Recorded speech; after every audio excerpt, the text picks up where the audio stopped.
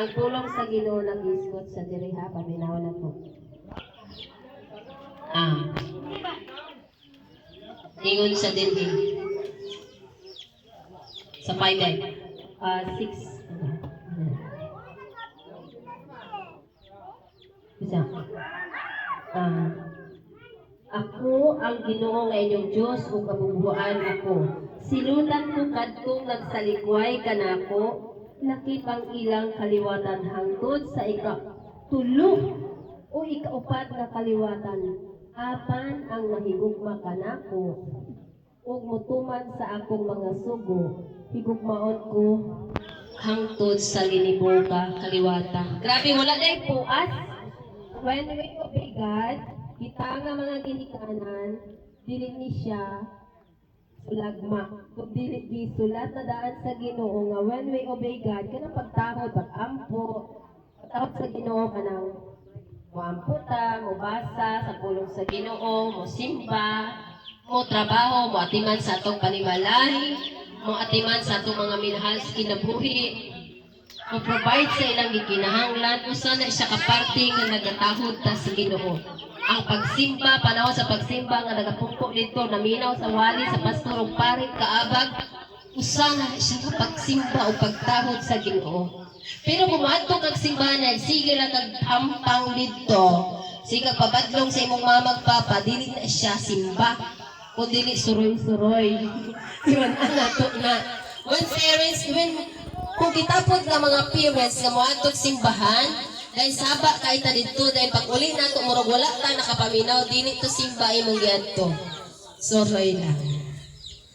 Suroy lang, paibog sa nindot nga sa ninang bagong gipalit.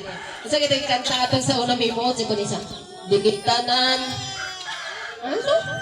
Dilitanan nagsimba. Ang buutan.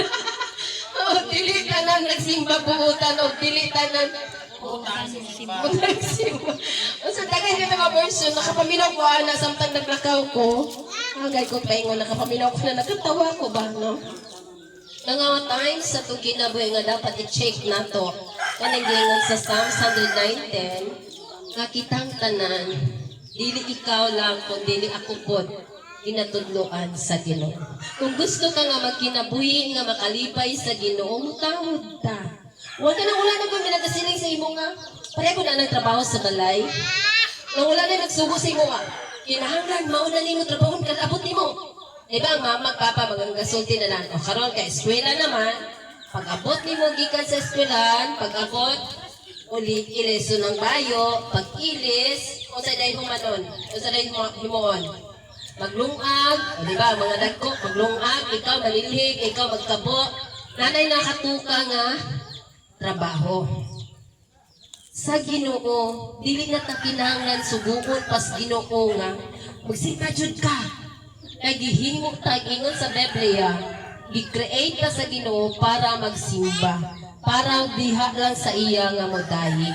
Kanang tanang butang, ay as I said, tong nangaging akong wali no, itong birthday ni isa kamata no, kining butang nga makita na to karon, gihimo ni sa Ginoo para sa tua.